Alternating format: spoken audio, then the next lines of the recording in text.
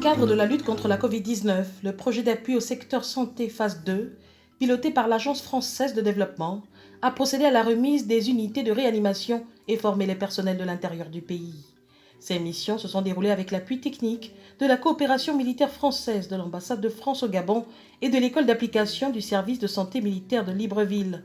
Le projet a sillonné les villes d'Oyem, Makokou, Koulamoutou, Tchibanga, Lambaréné, Mouila, Port-Gentil et Franceville, avec pour objectif la mise à disposition de ce matériel n'est autre que la matérialisation de la vision du chef de l'État qui a mis assez de moyens pour pouvoir améliorer la qualité de l'offre de soins. Cette qualité de l'offre de soins ne peut être une réalité que si nous donnons un certain nombre de moyens aux structures sanitaires pour pouvoir répondre de manière efficace à la lutte contre la Covid-19. Nous sommes heureux de mettre en relief ce projet avec la coopération militaire française et l'AFD qui nous appuie fortement là-dedans. Le général Alain Puy-Dupin de la coopération technique militaire française rappelle le rôle de celle-ci dans le cadre de ses missions Covid-19.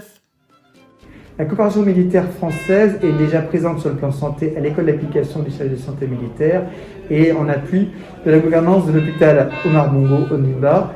Et donc c'est tout naturel qu'elle ait employé ses moyens dans le cadre du service de santé militaire pour pouvoir faire les enseignements et appuyer le projet sur le plan technique.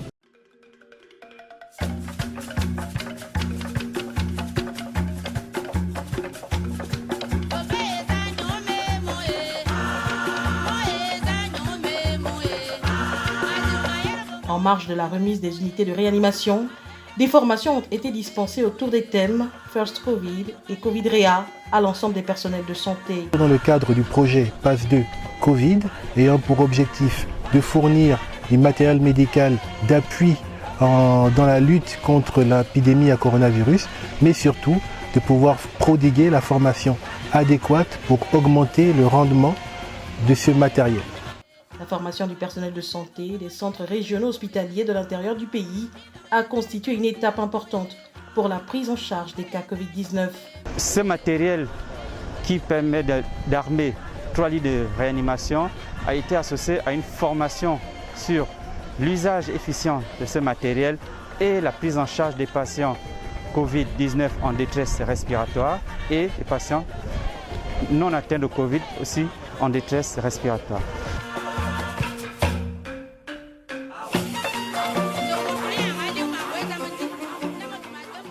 Dans le cadre de la formation PASS 2, donc formation Réa Covid, dont l'objectif est d'amener tous les soignants à intégrer les méthodes d'habillage, déshabillage, lavage des mains, dans le but d'optimiser la prise en charge des patients Covid positifs en réanimation. Une formation qui n'a pas laissé les bénéficiaires insensibles à la qualité des enseignements reçus. Il le fallait pour nous, les populations de Tchibanga, qui sont vraiment très éloignées de la capitale. Nous avons des informations qu'au niveau de la télévision, mais au niveau pratique, non. Donc vraiment, c'est une information qui vient à point nommé sur nos connaissances. Donc c'est un sentiment de satisfaction suite à cette formation et notamment au fait d'avoir équipé et renforcé donc l'équipement de réanimation de l'hôpital Amissa Bongo.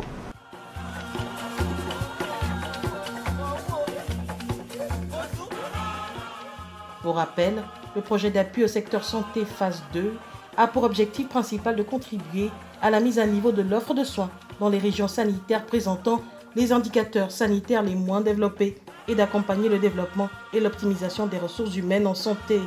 Il est accompagné financièrement par l'Agence française de développement, AFD. Retenons désormais que le lavage des mains comporte 11 étapes et il dure 30 secondes. La friction, quant à elle, comporte 7 étapes et elle dure 15 secondes. Le déshabillage doit être fait selon les procédures mises à notre disposition, tout comme l'étape du déshabillage, qui sont des étapes très importantes pour limiter la contamination de la Covid-19.